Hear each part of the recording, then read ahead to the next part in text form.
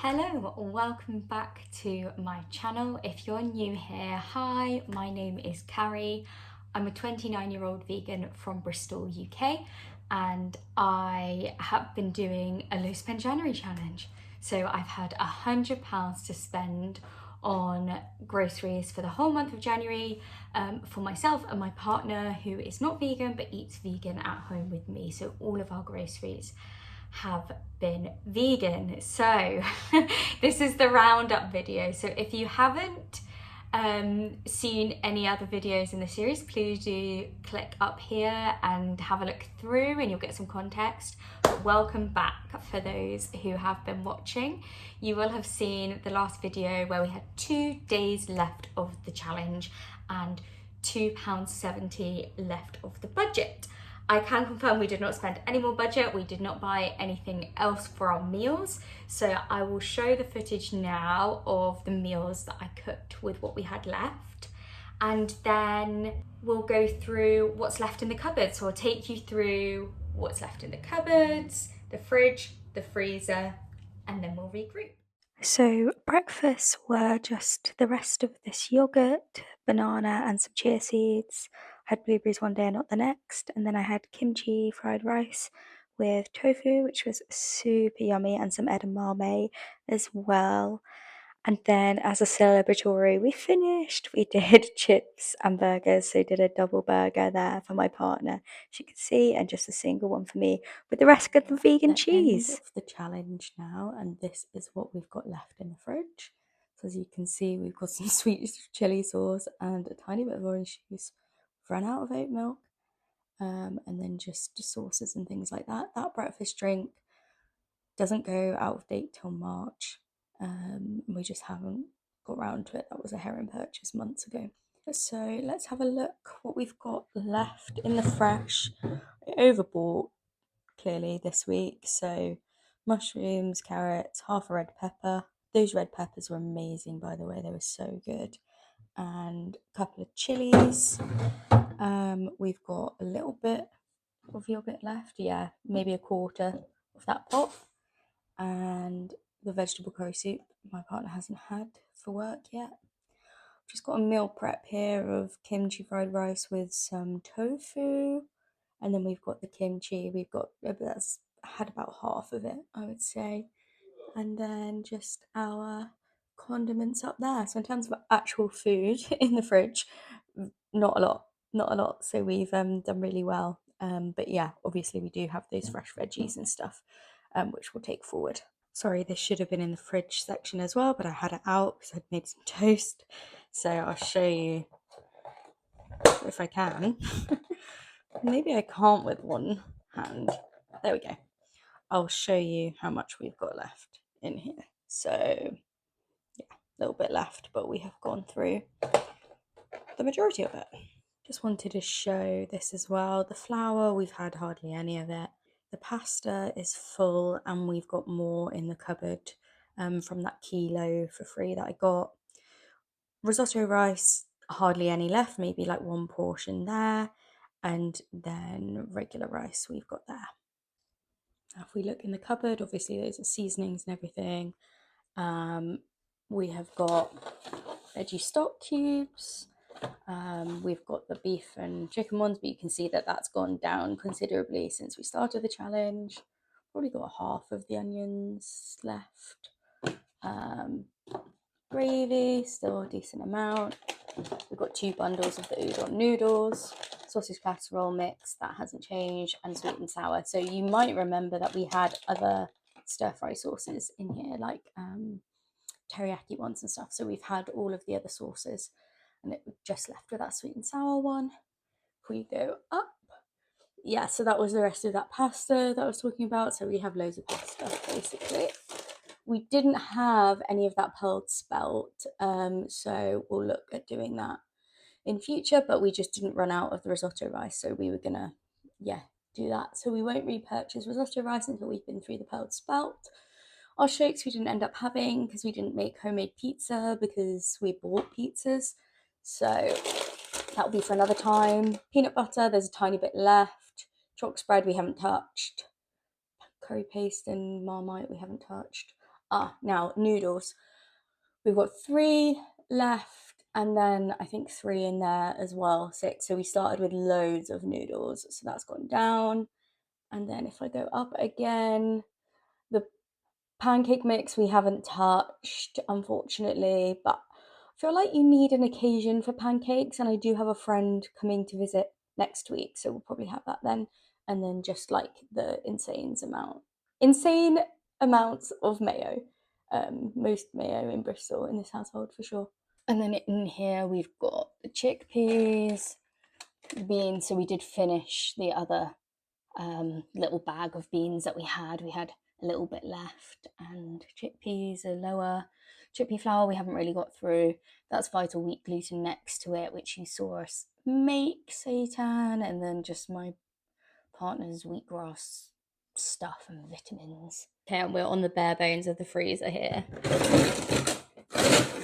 So in here we've got 2 sausages, 1 stir fry pack, 2 Linda McCartney burgers, 1 of the like little bacon bits, the calamari, which we'd forgotten to include because we were meant to eat it and didn't, and the Wellington remains.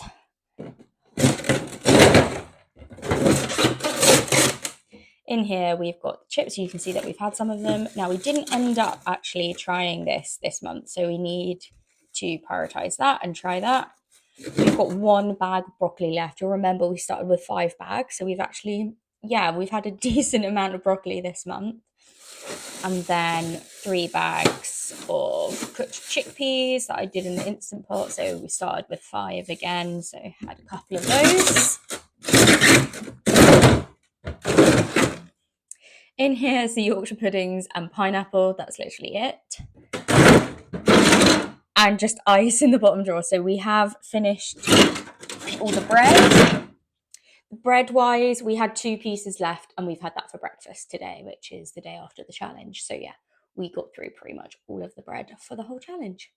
Okay, so I hope you found that interesting. As you can see, we still have a fair amount in the cupboards, fridge a little less, and freezer quite bare.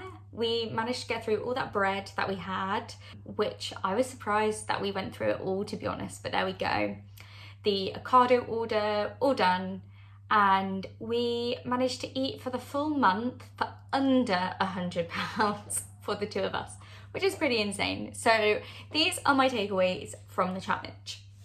Number 1, it was easier because we were 2 people.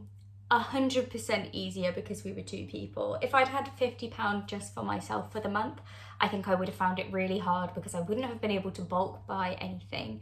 And I think that's what made our success. We did a big shop at the beginning of the challenge, like £48, I think, before we even got going, really. So almost half the budget up front.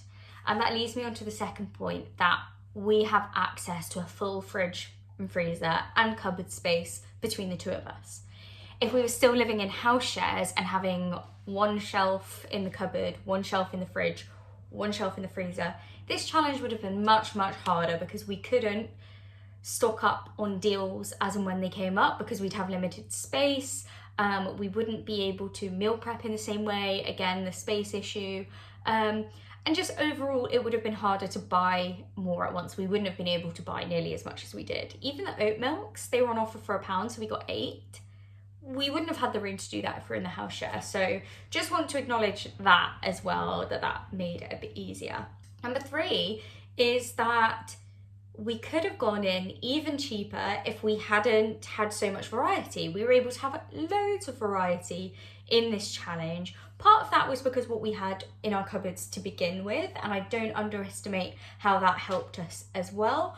But also just the fact that we were able to get deals on meat substitutes and kind of reductions and that sort of thing really, really helped us. So we would have come in even lower on the budget if we were just doing kind of like whole foods, plant-based. So that's something to bear in mind if you're looking for ways to cut down your grocery budget and you've come here for inspiration. Then those beans and legumes are going to help you out tenfold, 100%. Or just looking out for those deals. So Morrison's are really good on their own brand. They've got 3 for £5. the majority of the time on their own brand stuff, so that's really helpful. Tesco Club Card, Lidl Plus offers. The possibilities are endless in terms of offers, but look out for your offers. That brings me to my next point of like shopping the deals. We did great with those apples that we got for 99 pence 2 weeks in a row because we shopped it at the start of that flyer and at the end of the flyer into next week's budget as well. So really, really look out for your deals, know when they're coming on, know when they're leaving, because that really helps things as well. Another thing is portion size. I wasn't sure how this was going to go with portion size. Like, would we have to, particularly the last week, like, would we have to cut down or something? No, we didn't. We had our regular portion sizes, so we didn't have to suffer with that at all. I think when you do shorter challenges over a week or 5 days or something, portions really suffer because, again, you can't bulk buy. So yeah, that was a pleasant surprise for me. The next thing is that we saved money across the board. So it wasn't just on our grocery budget. We went out to eat a lot less. We went out for drinks a lot less. And I think it was just that budget mindset, even though we hadn't said we're not going to go out for food at all this month, we're not going to go out for drinks at all this month. Obviously it did happen, but the money that we spent on it versus like a regular month is considerably different. So we definitely did really well there. And I think the final takeaway for me is that this just goes to show how accessible vegan food is. I think there's such a misconception that you have to have a lot of money to be vegan. But my experience is that I spend less as someone who isn't buying meat than someone who is. But you know, maybe leave a comment down below if your experience is different to that. Another point to bear in mind is shopping around keeps your budget down. We went to Heron, Morrison's, Lidl, Aldi and Co-op all within the month of January, and we were going to multiple stores each time, each week that we shopped.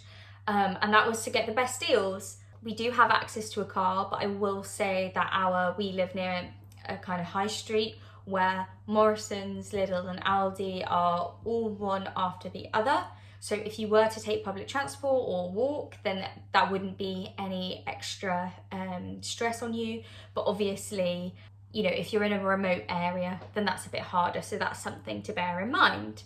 I'm really proud with how we did, of the meals that we ate. I'm so glad that so many people seem to enjoy them. And I think moving forward, the future videos, I will look at doing some just one person challenges as well and see how that affects the budget, because like I say, I think we did so well because we had the two of us. And also I'd like to do a bit more meal planning, because I think I could have done even better if I'd meal planned a bit more strategically. So that's something else to bear in mind. So I really hope you enjoyed this challenge and all that it brought.